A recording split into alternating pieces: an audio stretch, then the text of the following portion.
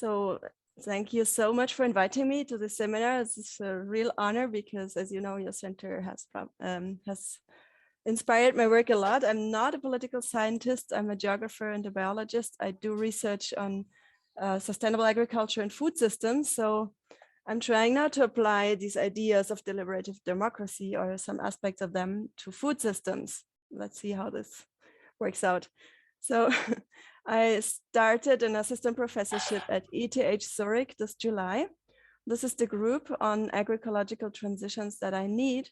So you can see it's small but interesting. There's several PhD candidates working on different topics. The topics that we cover are in part dealing with food democracy. So there's a project that's called Deliberate with the question if food democracy matters. I will talk about that later. We're also planning a citizens' assembly in Switzerland for developing or co-creating a food policy. I will also mention this shortly later. But what I won't have time to mention is our research on agroforestry systems. This is more from my past research project, some of which are ongoing on coffee and also some on cocoa agroforestry. And then there's transdisciplinary action research ongoing on food systems transformation, on sustainable trade, and also one project on the role of women in the Andes climate change adaptation. So this is a bit the broad topics. I want to dive into the food systems topic. So why food systems, food-related activities are really like among the highest impacts on overstepping the planetary boundaries. And they are drivers of climate change, but even more of the loss of biodiversity. So we can see that here. And then there's very strong drivers of land system change. What is that? It means deforestation, it means soil erosion, it means forest fires, which we have seen in the media the last 2 years a lot. Then we also are overstepping in terms of the biogeochemical flows that has to do with nutrient imbalances, for example, or also fertilizer runoff that then cause, for instance, dead zones in the oceans. But food systems are really social ecological systems. So research has shown, for instance, that the promotion of unhealthy food is related to environmental degradation, and also that deforestation, for instance, in the Amazon, is directly related to illicit financial flows or tax havens. And among the root causes of these sustainability problems are multidimensional and asymmetric power relations that really exclude key food system actors, like, for example, peasant communities or rural workers or women or resource poor consumers from decision-making in food systems. I also wanted to explain quickly how our group deals with food system as a concept. So we can see here, of course, this can be improved. It's just what we use right now. In the middle, we have kind of this operational part where the food flows from production through processing to distribution to consumption. These are the food value chains, and then also the nutrients are connected to inputs also through recycling, for example. Then we have the natural resource bases, which is here the green part, which is soil, water, biodiversity, and others. And then the yellow part is represents all the information and services subsystem, we could say. So there's research, there's extension services, there's finance, there's logistics. And then around this, like symbolized by this blue part, is the legal and the policies context. So we have public policies, there's legislation, there are formal and informal rules and regulations, there are private sector rules, there are voluntary regulations, and so on. So this is just an attempt to look a bit beyond just the food value chain when we talk about the food system. Now, coming back off the problems of today's food systems, nowadays industrial agriculture has really huge impacts on the planet. So it covers, or we could say, industrial agriculture really dominates our landscapes today. So 80% of all agricultural land is covered with monocultures. So that means a tremendous transformation of our biosphere. And those homogeneous agricultural landscapes very strongly influence the rest of the planet. So because they cause up around 30% of global greenhouse gas emissions. They use around 70% of freshwater resources. And also most of the fossil fuels and energy used in agriculture is used by these systems. And at the same time, they really produce less than half of the food globally seen. And we have also lost most of all agrobiodiversity that has existed on the planet due to this uniformization of agriculture. And there are estimations that we've also lost up to 1/3 of all arable land, much more than this number actually, to soil degradation. So it's clear that the paradigm shift is really needed in food and agriculture. We cannot just look at production or calories. What we need, but the question is then what is needed to improve the sustainability of food and agriculture? So there's of course food security, it's important, but we have to look beyond calories and availability. So there's also this question of access, utilization, stability. But then food is also a human right that needs to be granted by governments. And also food systems need to decrease their environmental impact and become less dependent on fossil fuels.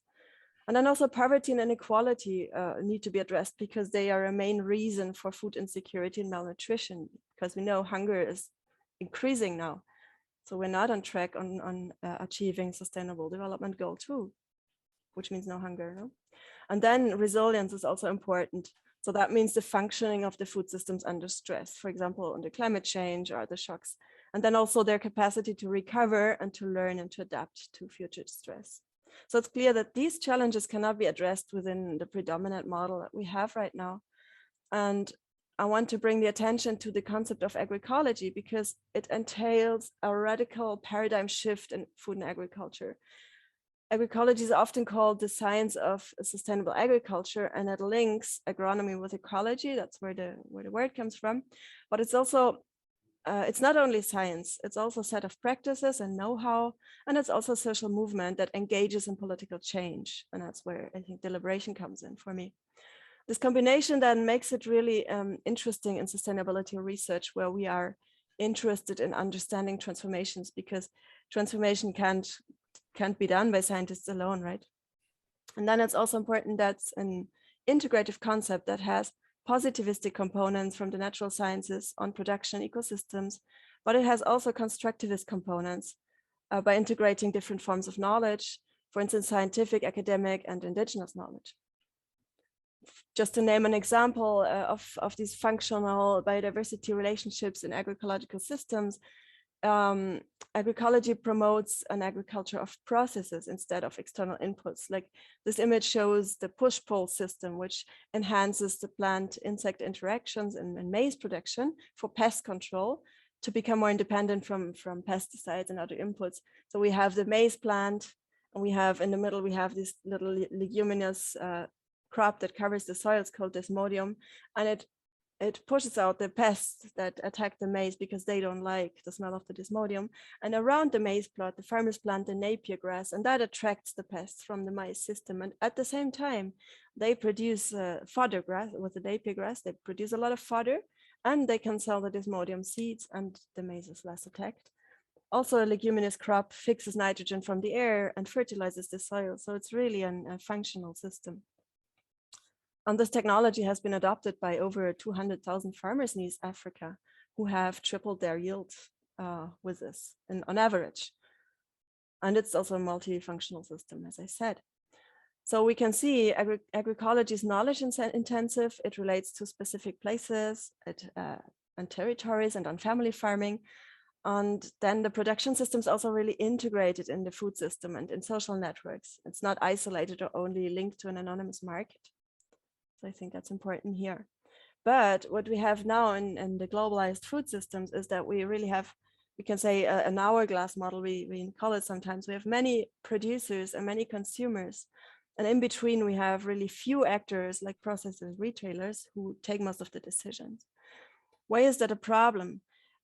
This graph on the concentration in power concentration in the seed market shows like how the recent mergers between big actors in the seed market, in the food system, therefore, shows how like now I think 4 major companies control 60 to 80% of the global seed market share.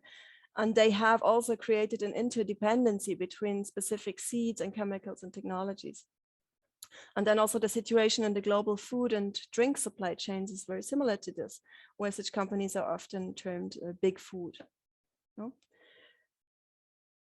So there was a publication recently in Nature Food, Why Power Concentration in the Global Food System is Such a Problem, by Jennifer Clubb, which I find really interesting. So she says that it's problematic because this power concentration shapes market dynamics. It also shapes technologies and innovation agendas. It shapes policy and governance frameworks. It even shapes the research that we do through financing mechanisms. And she recommends that there should be more public sector support for diversified food systems, and also stronger policies to rein in corporate influence. And there should also be a revision on competition policies, like to evaluate these mega mergers and the general market structures in the food systems related to their potential social ecological impacts. Now, I want to cite Frances Moore-Lapé here, why food democracy comes in here for me very strongly as a topic. She says hunger is not a problem of a lack of production, it is a problem of a lack of democracy. And if we think, and we know today that we have more than enough of food calories, or in quantity, we have more than enough food produced in the world, but it's not where it's needed. It goes where the buying power is and not where the need is. So we could, I think, rightly say that it is not a problem of not being there, but it's a problem of distribution, and therefore also a problem of the power relations and the people raising their voice and making themselves heard who need it, and to bring it there. So, and I bring in deliberation in my research here because, well, I think you all know the definition. I define it as a citizens' political conversation and collective decision-making. And it has been described as a partial antidote to unequal power relations and this possibility to bring in long-term societal interests to the forefront. And what I find really interesting to think if it can be applied to this problematic food system situation is these three principles of authenticity, which I would say refers to reflective and meaningful and acceptable communication. Then the inclusiveness, that's the opportunity of all affected actors or their representatives to participate. And then also the consequentiality, which I find almost most important, which is the possibility to influence outcomes. So if we have looked at this year's UN Food System Summit, one of the major critiques was, okay, there's a lot of participation, but there's no consequentiality. And so it's clear that what's clear is that the sustainability of food systems strongly depends on how they're governed. So yeah, research has also shown that deliberation can produce outcomes that better cover long-term interests of society than the outcomes of like less inclusive decision-making. And I think for the food system, that's really interesting. For example, there has been democracy research at Yale University that have ascribed such an effect to gaining cognitive diversity, which raises the collective intelligence or makes it possible that this has an influence. So to find constructive solutions, right, to these complex projects like we have in a social ecological system as the food systems. So I think there may be good reason to assume that deliberation can also bring to the fore these public goods and the society's ecological interest when applied to food and agriculture. So what the project I want to present a bit later investigates is this research question: if more democratic food systems, or at least agri-food value chains, are less power driven and more sustainable. But before that, I want to come to a different point, because what I find really important in food system research is transdisciplinarity and the co-creation of knowledge. Because if we look from different sides at one object, like say food, that can lead to very different perceptions, while actually both sides may be right. But in the food systems, we have usually many more than just two perspectives. And then instead of dismissing the reality of the other, it's really important to get into a co-creation mode where new knowledge can emerge and also lead to new solutions. And I think especially when it comes to food systems, or the transformation of the food systems, then really we scientists cannot work alone, especially if we are interested in sustainable development. And then also another question that comes in here is that our work really needs to be relevant for society. So it needs to provide solutions, but it also needs to be acceptable to people. So, and we cannot do this in silos of disciplines. So if, for example, I made this experience, if agronomists don't speak to anthropologists, we can't understand why food insecurity is happening and how it plays out, even if we have the quantitative data. And yeah, and much less we can understand how to end it, right? So we as scientists need to interact with practitioners to better understand their needs and their solutions. And such a cooperation between academic and non-academics that brings the different forms of knowledge together is called transdisciplinarity. And we have conceptualized this in our working group as central to transformative food system science. And this spiral shows a possible scientific process that also transforms an unsustainable situation. So first, the problem and the topic needs to be defined together with the different actors that are involved to make sure it's really relevant and that people are also interested in the research or in the transformational project. And then second, the natural and the social sciences need to come together and complement each other. And then third, the academic and the non-academic knowledge needs to be integrated as described before. And if that is done well, then a social learning process can happen that can also lead to a deeper reflection than just providing results, right? And this is then the best condition for transformation in collective action. So this spiral is an example of scientists and practitioners working together, generating impact in practice and policy, which we have been applying in different food system contexts, which I cannot go into detail today.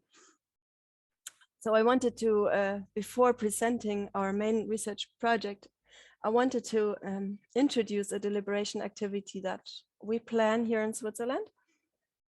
Because we've had a very polarized, and since this year, even a paralyzed discussion on agriculture policy. So the government has presented an agriculture policy, but it was stalled by the different forces there. And now, well, it was blocked and it was not put further. And everyone agrees now that a food policy instead of an agriculture policy is needed, because they want to have agriculture like out of the main focus, not blaming all the time the farmers, but really look at all the other actors also in the food system. There was a referendum earlier this year whether all synthetic pesticides in Switzerland should be banned. It was rejected after there was a massive campaign of its opponent that would make food much more expensive. So that yes, no thing didn't really, many people were also like frustrated. Okay, we cannot really participate in food policy. We can just sometimes say yes or no. So there has been from different organizations this call that we need a citizens assembly with randomly selected citizens who have the time over several months to get information and to deliberate and then make recommendations and draft, co-create such a food policy. So we plan for 100 persons, and we still look for the financing. So this is not yet clear if or how it can take place, but we are planning for the process because we think it will come. We will do it anyway with more or less money, because there's a lot of interest to do that, and it's an important thing to do. So we plan to that people can, if possible, receive a compensation, that childcare is organized and other things like that. So this is where we stand right now. Okay, now I want to present the main research project I'm involved in. It is called Does Food Democracy Matter? Linking the deliberative quality of soy and coffee value chains to ecological footprints. And the overarching research question, I already presented it. And that objective is to understand whether and how the deliberative quality of agri-food value chains affects their power asymmetries and ecological footprints among their key actors. So the objective then is, for this, the project really uses a food democracy approach, which refers to the involvement of citizens in food system governance. It investigates ecological footprints, as I call it here, which of course is similar to the ecological footprint concept. And then on the case studies of coffee and soy value chains, which includes land use and deforestation and materials and energy and greenhouse gas emissions and waste and nutrient recycling. And the project tries to adopt a political ecology lens to investigate power asymmetries and also uses a mixed method approach, which includes value chain mapping and institutional analysis, as I will explain later. We will use discourse analysis and also power asymmetries analysis, which is probably the most challenging, and life cycle inventories, which is quite established method. And that will be done in 4 research streams. So we split the work a bit. The first one looks at the deliberative quality in agri-food value chains. The second one investigates directly the power asymmetries. The third one looks at the ecological foodprints. Those are 2 PhD candidates. So one looks at coffee and one looks at soybean, and their ecological footprints of different examples of value chains. And the fourth stream then integrates the results with the aim to find possible causal relationships. So this is the conceptual framework that we designed for this. So we try to combine deliberation theory with a political ecology approach to power asymmetries, which we have here on the bottom on the left.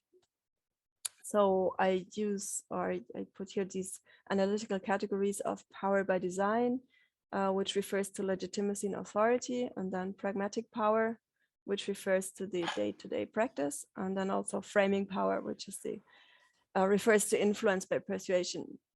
And then third, we then relate this to the concept of the ecological footprints here, which is here on the bottom on the right, which comes more from environmental sciences, and it provides this toolbox of life cycle inventories where we can directly measure environmental sustainability outcomes. And in the middle, we have the circle is the agri-food value chain. So that's our entry point to the food system. And those different stages, which we can see processing, transport, retail, consumption, and so on. This is the stages that represent the possible deliberation spaces or action arenas where the food system actors interact and deliberate or not. So those are the case studies. We'll investigate soy and coffee because both of them are 2 especially conflictive commodities.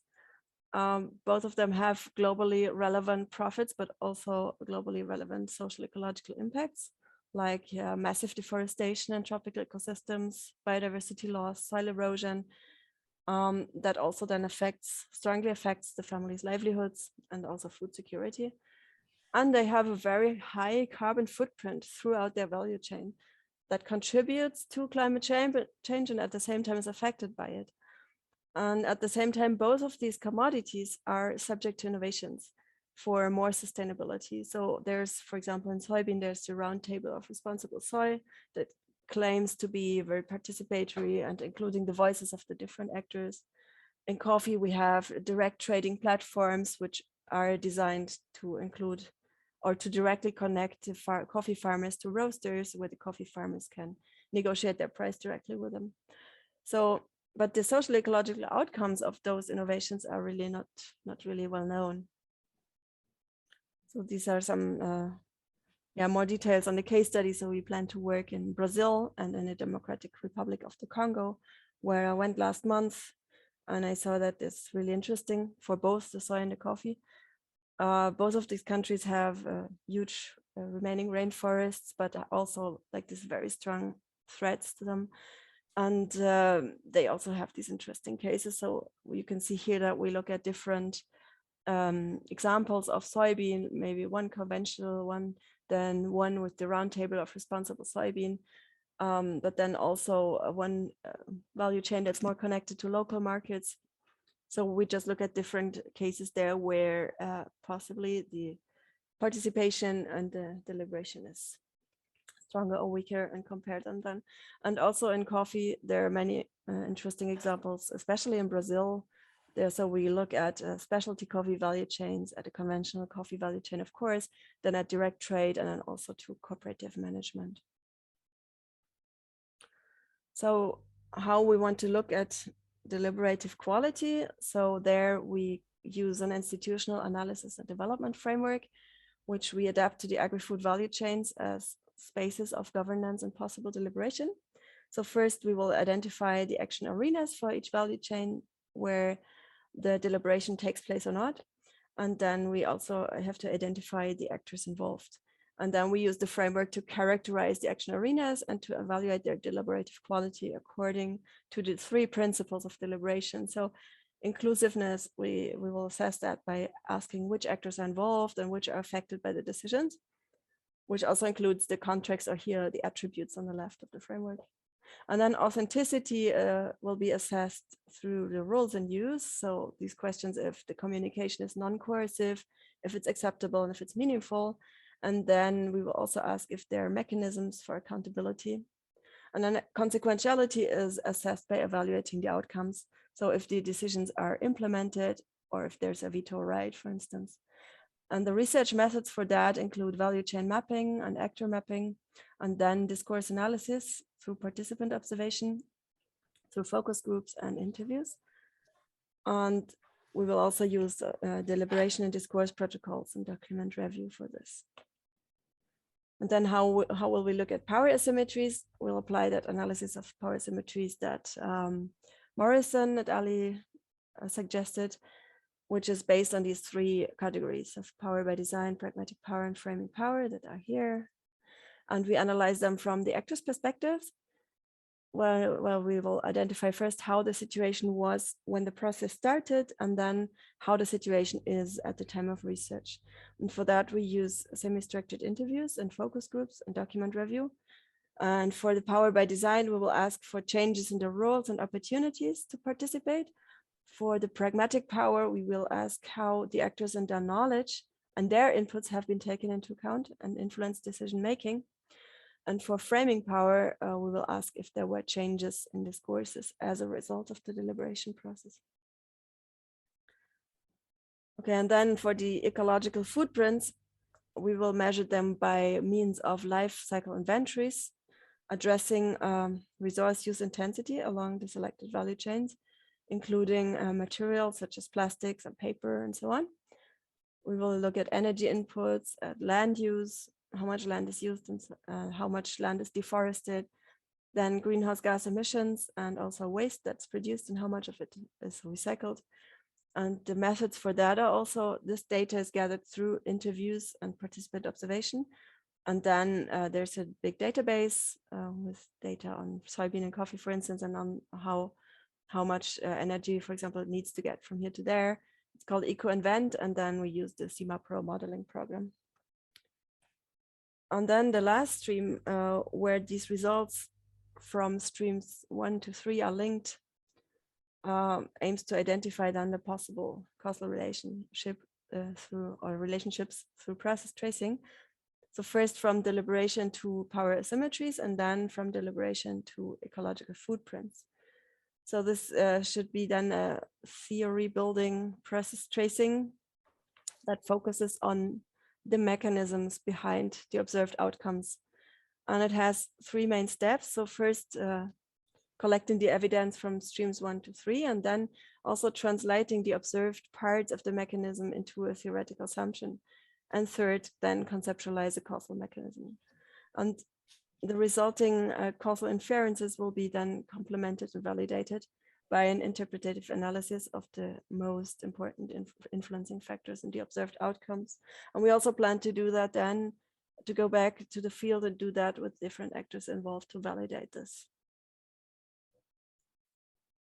And then what, again, a bit, why is this, why do we think that's important? So this really aims to be a contribution to sustainable agri-food systems in 3 aspects. So there should be a contribution to this fundamental question if deliberative or democratic food systems are also more sustainable. And then also to integrate the different concepts that are often or normally used separately, like deliberation, power asymmetries, and ecological footprints, as the example that we use here. And then also to advance the emerging field of deliberation, if possible, to apply it to food and agriculture. I haven't found so much on that. And some expected impacts on that are really like to find hopefully new ways to investigate this triangle of deliberation, power, and sustainability in food systems. And then also find concepts and tools, how to do that, to contribute to democracy research, of course, and also to find some evidence-based recommendations for policy and institutional frameworks. For example, contributing possibly to the current sustainable trade debate, which is really strong right now in Switzerland. And then we also want to contribute to human academic capacity in these contexts, and on teaching on food systems and on methods that go really beyond just saying, yes, governance is important, but it can be just done top down, but really asking how does it need to be done.